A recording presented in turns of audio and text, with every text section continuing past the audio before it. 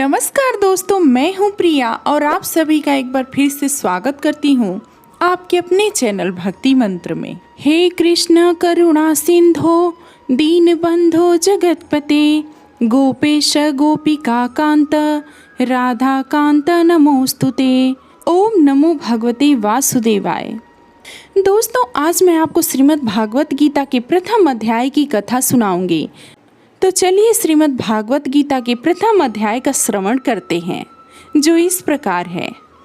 धृतराष्ट्र ने कहा, हे संजय, धर्म भूमि कुरुक्षेत्र में युद्ध की इच्छा से एकत्र हुए मेरे तथा पांडु के पुत्रों ने क्या किया। संजय ने कहा, हे राजन, पांडु पुत्रों द्वारा सेना की व्यूह रचना देखकर राजा दुर्योधन अपने गुरु के पास गए और उनसे ये शब्द कहें, हे आचार्य, पांडु पुत्रों की विशाल सेना को देखें, जिसे आपके बुद्धिमान शिष्य द्रुपद के पुत्र ने इतने कौशल से व्यवस्थित किया है। इस सेना में भीम तथा अर्जुन के समान युद्ध करने वाले अनेक वीर धनुर्धर हैं, यथा महारथी युयुधान, विराट तथा द्रुपद।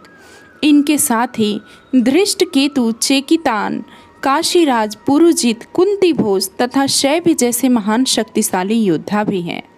पराक्रमी युधामन्यु, अत्यंत शक्तिशाली उत्तमौजा, सुभद्रा का पुत्र तथा द्रौपदी के पुत्र, ये सभी महारथी हैं।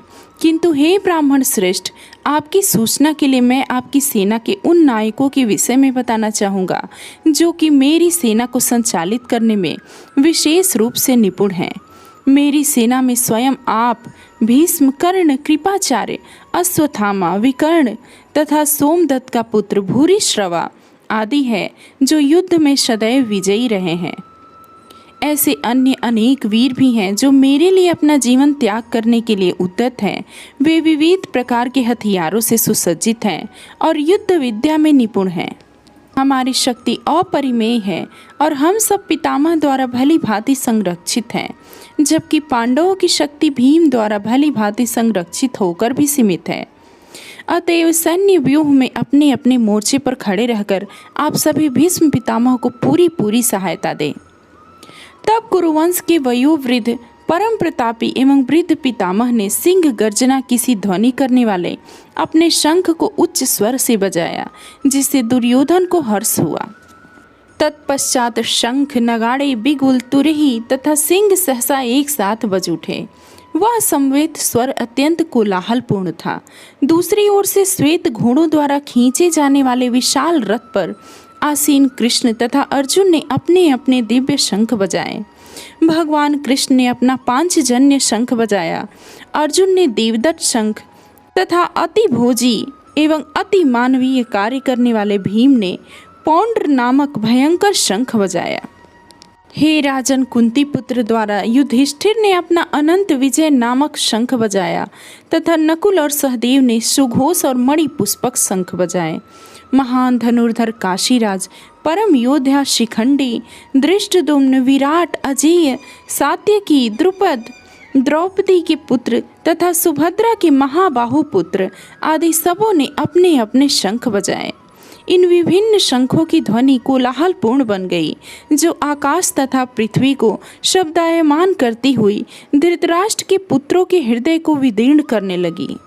उस समय हनुमान से अंकित ध्वजा लगे रथ पर आसीन पांडु पुत्र अर्जुन अपना धनुष उठाकर तीर चलाने के लिए उद्यत हुआ। हे राजन, धृतराष्ट्र के पुत्रों को व्यूह में खड़ा देखकर अर्जुन ने श्री कृष्ण से ये वचन कहे। अर्जुन ने कहा, हे अच्युत, कृपा करके मेरा रथ दोनों सेनाओं के बीच ले चले, जिससे मैं यहाँ उपस्थित युद्ध की अभिलाषा रखने वालों को और शस्त्रों की इस महान परीक्षा में जिनसे मुझे संघर्ष करना है, उन्हें देख सकूं। मुझे उन लोगों को देखने दीजिए जो यहाँ पर धृतराष्ट्र के दुर्बुद्धि पुत्र को प्रसन्न करने की इच्छा से लड़ने के लिए आए हुए हैं। संजय ने कहा कि हे भरतवंशी, अर्जुन द्वारा इस प्रकार संबोधित किए जाने पर भगवान कृष्ण ने दोनों दलों के बीच में उस उत्तम रथ को लाकर खड़ा कर दिया। भीष्म, द्रोण तथा विश्व भर से अन्य समस्त राजाओं के सामने भगवान ने कहा कि हे पार्थ, यहाँ पर एकत्रित सारे कुरुओं को देखो। अर्जुन ने वहां पर दोनों पक्षों की सेनाओं के मध्य में अपने चाचा, ताऊओं, पितामहों, गुरुओं, मामाओं, भाइयों, पुत्रों, पौत्रों, मित्रों, ससुरों और शुभ चिंतकों को भी देखा। जब कुंती पुत्र अर्जुन ने मित्रों तथा संबंधियों की इन विभिन्न श्रेणियों को देखा तो वह करुणा से अभिभूत हो गया और इस प्रकार बोला। अर्जुन ने कहा, हे कृष्ण, इस प्रकार युद्ध की इच्छा रखने वाले अपने मित्रों तथा संबंधियों को अपने समक्ष उपस्थित देखकर मेरे शरीर के अंग कांप रहे हैं और मेरा मुंह सूखा जा रहा है। मेरा सारा शरीर कांप रहा है, मेरे रोंगटे खड़े हो रहे हैं, मेरा गांडीव धनुष मेरे हाथ से सरक रहा है और मेरी त्वचा जल रही है।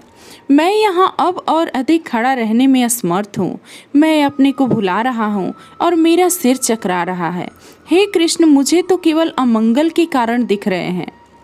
हे कृष्ण, इस युद्ध में अपने ही स्वजनों का वध करने से न तो मुझे कोई अच्छाई दिखती है और न मैं उससे किसी प्रकार की विजय, राज्य या सुख की इच्छा रखता हूँ। हे गोविंद, हमें राज्य, सुख अथवा इस जीवन से क्या लाभ, क्योंकि जिन सारे लोगों के लिए हम उन्हें चाहते हैं वे ही इस युद्ध भूमि में खड़े हैं। हे मधुसूदन, जब गुरुजन, पितृगण, पुत्रगण, पितामह, मामा, ससुर, पौत्रगण, साले तथा अन्य सारे संबंधी अपना अपना धन एवं प्राण देने के लिए तत्पर हैं और मेरे समक्ष खड़े हैं, तो फिर मैं इन सबको क्यों मारना चाहूँगा, भले ही वे मुझे क्यों न मार डालें। हे जीवों के पालक, मैं इन सबों से लड़ने को तैयार नहीं, भले ही बदले में मुझे 3 लोग क्यों न मिलते हों। इस पृथ्वी की तो बात ही छोड़ दो, भला धृतराष्ट्र के पुत्रों को मारकर हमें कौन सी प्रसन्नता मिलेगी। यदि हम ऐसे आतताइयों का वध करते हैं तो हम पर पाप चढ़ेगा, अतः यह उचित नहीं होगा कि हम धृतराष्ट्र के पुत्रों तथा उनके मित्रों का वध करें। हे लक्ष्मीपति कृष्ण, इससे हमें क्या लाभ होगा और अपने ही कुटुंबियों को मारकर हम किस प्रकार से सुखी होंगे। हे जनार्दन, यदि लोभ से अभिभूत चित्त वाले ये लोग अपने परिवार को मारने या अपने मित्रों से द्रोह करने में कोई दोष नहीं देखते, किंतु हम लोग जो परिवार के विनष्ट करने में अपराध देख सकते हैं, ऐसे पाप कर्मों में क्यों प्रवृत्त हो। कुल का नाश होने पर सनातन कुल परंपरा नष्ट हो जाती है और इस तरह शेष कुल भी अधर्म में प्रवृत्त हो जाता है। हे कृष्ण, जब कुल में अधर्म प्रमुख हो जाता है तो कुल की स्त्रियां दूषित हो जाती हैं और स्त्रीत्व के पतन से हे विष्णुवंशी अवांछित संतानें उत्पन्न होती है। अवांछित संतानों की वृद्धि से निश्चय ही परिवार के लिए तथा पारिवारिक परंपरा को विनष्ट करने वालों के लिए नारकीय जीवन उत्पन्न होता है। ऐसे पतित कुलों के पुरखे गिर जाते हैं क्योंकि उन्हें जल तथा पिंड दान देने की क्रियाएं समाप्त हो जाती हैं। जो लोग कुल परंपरा को विनष्ट करते हैं और इस अवांछित संतानों को जन्म देते हैं, उनके दुष्कर्मों से समस्त प्रकार की सामुदायिक योजनाएं तथा पारिवारिक कल्याण कार्य विनष्ट हो जाते हैं।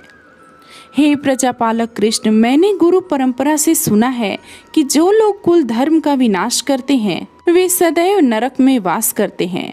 ओह, कितने आश्चर्य की बात है कि हम सब जघन्य पाप कर्म करने के लिए उद्यत हो रहे हैं। राज्य सुख भोगने की इच्छा से प्रेरित होकर हम अपने ही संबंधियों को मारने पर तुले हैं। यदि शस्त्रधारी धृतराष्ट्र के पुत्र मुझ निहत्थे तथा रणभूमि में प्रतिरोध न करने वालों को मारे तो यह मेरे लिए श्रेयस्कर होगा। संजय ने कहा। युद्ध भूमि में इस प्रकार कहकर अर्जुन ने अपना धनुष तथा बाण एक ओर रख दिया और शोक संतप्त चित्त से रथ के आसन पर बैठ गए।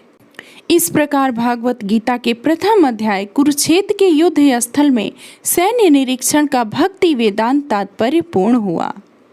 ओम नमो भगवते वासुदेवाय।